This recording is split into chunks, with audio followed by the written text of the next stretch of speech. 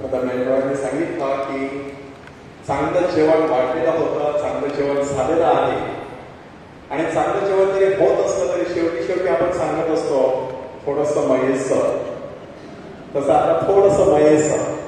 आणि हे सगळं मयेसं जे आहे ते प्रभू येशू ख्रिस्ताच्या पवित्र नावाशी संबंधित आहे. की माझ्याकडे सोने अथवा रुपे यांच्यापैकी काहीच नाही, परंतु जे माझ्याकडे आहे ते मी तुला देतो. प्रभू येशूच्या नावाने चालू लाग.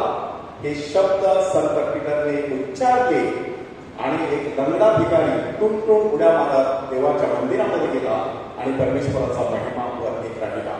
का बरोबर प्रभू येशू ख्रिस्ताच्या नावामध्ये कोणतं प्रचंड असं सामर्थ्य आहे, ते सामर्थ्य आपल्याला त्या ठिकाणी दिसून येत आहे. प्रभू येशू ख्रिस्ताचे हे जे नाव आहे ते पहिल्यांदा उच्चारलेलं आहे गाब्रिएल देवदूताने. म्हणजे हा जो आहे तो देवाचा दूत आहे, नुसता निरोप घेऊन पाठवलेला देवाचा दूत आहे. परंतु नाव कोणी दिलेलं आहे? साक्षात देवपित्याने दिलेलं आहे. Praise the Lord. देवपित्याने त्याला सांगितलं असावं, जाऊन त्या कुमारिकेला सांग की तुला पुत्र होईल, तू त्याचे नाव येशू असे ठेवशील.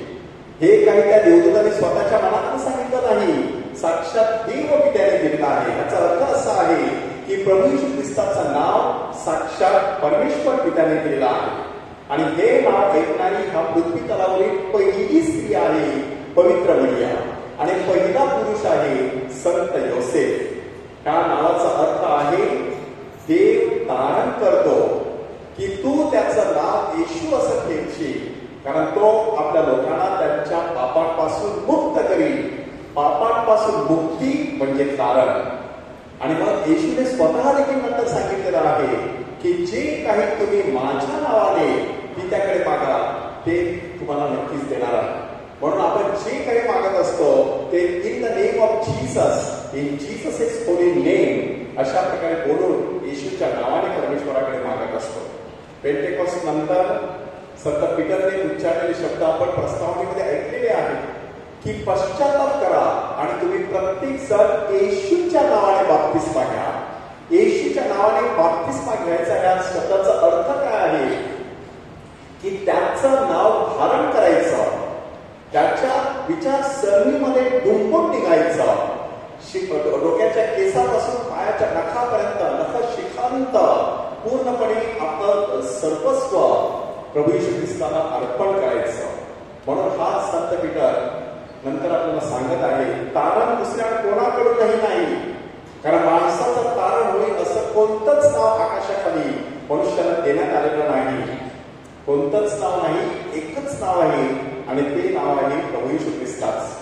म्हणून संत पॉल नंतर फिलिप्पीकरास लिहिलेल्या पत्रामध्ये अध्याय 2 वचन 5 ते 11 मध्ये सांगत आहे. त्याच्या नम्रतेचा आदर्श आपल्या समोर उभा करत असताना त्या ठिकाणी तो सांगत आहे की प्रत्येक गुढगा येशूच्या नावाने टेकला जाईल आणि प्रत्येक जीभ अशी कबुली देईल की येशू हा ख्रिस्त आहे. म्हणजे त्याच्या नावाचं वैशिष्ट्य केवढं आहे बघा, की त्याच्या नावाने गुढगे टेकले जात असतात. आज आपण प्रभू येशू ख्रिस्ताचा क्रूस म्हणा, साक्रामेंटाची पेटी म्हणा, दैवी दैवीची प्रतिमा म्हणा, पाहिल्यानंतर आपले गुढगे टेकले जात असतात येशूच्या नावाने. म्हणून संत बर्नार्डिन सिएना ह्या ठिकाणचे त्यांनी प्रभू येशू ख्रिस्ताच्या नावाचा महिमा करायला सुरुवात केली. ग्रीक भाषेमध्ये येसूस हे जे शब्द आहे त्याची पहिली 3 अक्षरं आपल्याला इंग्रजीमध्ये IHS सारखी दिसतात. हे IHS सारखी अक्षरं तुम्हाला कुठे कुठे पाहायला मिळतात बघा. साक्रामेंटाच्या पेटीवरती पाहायला मिळतात, धर्मगुरूच्या कपड्यावर पाहायला मिळतात, वेदीच्या समोर असलेल्या कपड्यावरती पाहायला मिळतात, देवळाच्या दर्शनी भागावर पाहायला मिळतात. एवढंच नाही तर संत इग्नाशियस लोयोला आणि येशू संघाची स्थापना केल्यानंतर त्या संघाचं बोधचिन्ह म्हणून जे आहे ते बोधचिन्ह IHS अशा प्रकारे घेतलेला. ते इंग्रजीमध्ये आपल्याला IHS वाटते, परंतु ते ग्रीक अक्षर आहे. त्या ग्रीक अक्षरामध्ये प्रभू येशू ख्रिस्ताच्या नावाचा पहिला भाग आलेला आहे येसूस. म्हणून ते शब्द म्हणजे प्रभू येशू ख्रिस्ताचं नाव आहे. त्याकडे आपलं लक्ष असणं गरजेचं आहे. प्रारंभीच्या ख्रिस्त सभेमध्ये क्रूस हे ख्रिस्ती श्रद्धेचं प्रतीक नव्हतं, तर प्रारंभीच्या ख्रिस्त सभेमध्ये मासा हे प्रतीक होतं. आणि माशासाठी ग्रीक भाषेमध्ये शब्द आहे इक्तू क्रितुस मध्ये एकूण 5 अक्षरं आहेत. तर येसूस, ख्रिस्तॉस, हेओस, हुइओस, सोते अशा प्रकारच्या 5 अक्षरापासून 5 शब्द तयार झालेले आहेत. तर येसूस म्हणजे येशू, ख्रिस्तॉस म्हणजे ख्रिस्त, हेओस म्हणजे देव, हुइओस म्हणजे पुत्र, सोते म्हणजे तारणारा. येशू ख्रिस्त देवाचा पुत्र आणि आमचा तारणारा. लॉगॉस अशा प्रकारचा दुसरा एक शब्द त्यासाठी वापरला जातो. Lord, our God and our saviour अशा प्रकारे त्याचं स्पष्टीकरण दिलं जात असतं. म्हणजे प्रभू येशू ख्रिस्ताच्या नावाचे असे अनेक अर्थ आहेत. हे प्रभू येशू ख्रिस्ताचं नाव ख्रिस्ती श्रद्धेमध्ये त्या नावाचा जप केला जातो. येशू नामाचा जय जयकार करा अशा प्रकारे आपण बोलत असतो. येशू नाम नाम नाम जपावे अशा प्रकारचं भजन गायलं जात असतं.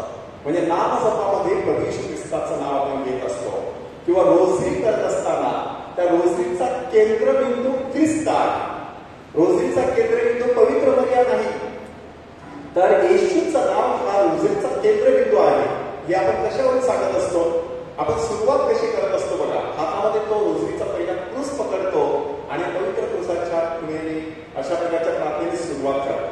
आणि मग आपल्या श्रद्धेचा विश्वास अंगीकार आपण त्या ठिकाणी प्रकट करत असतो. प्रत्येक नमोमर्याच्या शेवटी येशू हा शब्द आलेला आहे. व ती संपूर्ण नमोमर्या प्रार्थना कशाने समाप्त होत असते? देवाची माते आम्हासाठी विनंती कर आता आणि आमच्या मरणाच्या वेळेस अशा प्रकारे ती प्रार्थना संपत असते. म्हणजे हा सगळ्या प्रार्थनेच्या मध्यभागी येशू आहे. प्रत्येक दशकाच्या शेवटी आपण काय सांगत असतो? हे येशू आमच्या पापाची क्षमा करा, पापदंडापासून आमचं रक्षण कर. म्हणजे येशू हे हा केंद्रबिंदू आहे. प्रभू येशू ख्रिस्त हा आपल्या जीवनाचा एकदा केंद्रबिंदू झाला की आपले संपूर्ण जीवन बदलत असतं. म्हणून तो आपल्या जीवनाचा केंद्रबिंदू असला पाहिजे. तो आपल्या जीवनाच्या इतर गोष्टींसारखा एक कुठला तरी घटक आहे असं असता कामा नये. म्हणून आज आपण स्वतःला प्रश्न विचारायचा की हे प्रभू येशू ख्रिस्ताचं नाव एवढं जबरदस्त, पॉवरफुल, प्रभावी, सामर्थ्यशाली असेल तर माझ्या ओठामध्ये हे नाव असते का? त्यासाठी ख्रिस्ताकडे बऱ्याचशा गोष्टी शिकवलेल्या आहेत. जीसस प्रेयर नावाचा एक प्रकार आहे. याचा अर्थ सातत्याने येशू येशू येशू येशू येशू येशू अशा प्रकारे नामजप करत नाही. आणि काय होत राहतं? सातत्याने जिभेवरती येशूचं नाव असल्यामुळे ह्या जिभेमधून अपशब्द बाहेर पडत नाही. किंवा बारतीमुळे जी प्रार्थना म्हटली, हे दाविदाच्या पुत्रा माझ्यावर दया कर, त्या दाविदाच्या पुत्रा ह्या शब्दाची हे प्रभू येशू ख्रिस्त असे शब्द घातले जातात. आणि त्यापासून ती एक जीसस प्रेयर सुरू झालेली आहे. पथिकाची नामयात्रा नावाचं एक मराठी पुस्तक आहे. ते भाषांतर आहे the way of the Pilgrim ह्या पुस्तकाचं. की ह्या ठिकाणी हा जो यात्रेकरू आहे तो यात्रेकरू कितीतरी वेळेला तो नामजप करतो. आणि नामजपामध्ये शब्द कोणते आहे? हे प्रभू येशू ख्रिस्ता माझ्यावर दया कर. 7 शब्द, पण 7 शब्दापैकी 3 शब्द महत्वाचे आहेत. प्रभू, येशू आणि ख्रिस्ता. सातत्याने ते शब्द जर उच्चारत राहिला माणूस तर माणसाचे विचार बदलतात, माणसाचे शब्द बदलतात, माणसाची नजर बदलते, माणसाचं संपूर्ण व्यक्तिमत्व बदलून जात असतं. अशी ताकद असते. आणखी एक प्रभू येशू ख्रिस्ताच्या नावाशी संबंधित असलेला साधनेचा प्रकार आहे की डोक्याच्या केसापासून पायाच्या नखापर्यंत आपण जसा काही एखादं मलम कसा लावत असतो आणि ऑइंटमेंट कसा लावत असतो तशा प्रकारे येशूच्या नावाचा मलम लावत राहायचं. आपल्या केसावरून म्हणा, डोळ्यावरून म्हणा, कानावरून म्हणा, नाकाला म्हणा, जिभेला, ओठाला म्हणा, छातीला, बाहूला, हातापायाला, पोटाला, सर्वांना जर काही प्रभू येशू ख्रिस्ताचं नाव अशा प्रकारे मलमासारखं लावायचं. त्या प्रभू येशू ख्रिस्ताच्या नावामध्ये संरक्षण आहे, त्या प्रभू येशू ख्रिस्ताच्या नावामध्ये सामर्थ्य आहे, त्या प्रभू येशू ख्रिस्ताच्या नावामध्ये परमेश्वराचा गौरव करण्याची ताकद आहे. आणि म्हणूनच हे येशूचं जे नाव आहे ते नाव आपल्या ओठांवरती सदैव असावं. म्हणून आपण परमेश्वराकडे विशेष कृपा आणि शक्ती मागूया. कारण माणसाचा ताण होईल असं दुसरं कोणतंच नाव आकाशाखाली मनुष्याला देण्यात आलेलं नाही. एकच नाव देण्यात आलेलं आहे, येशूस, येशू, जीसस.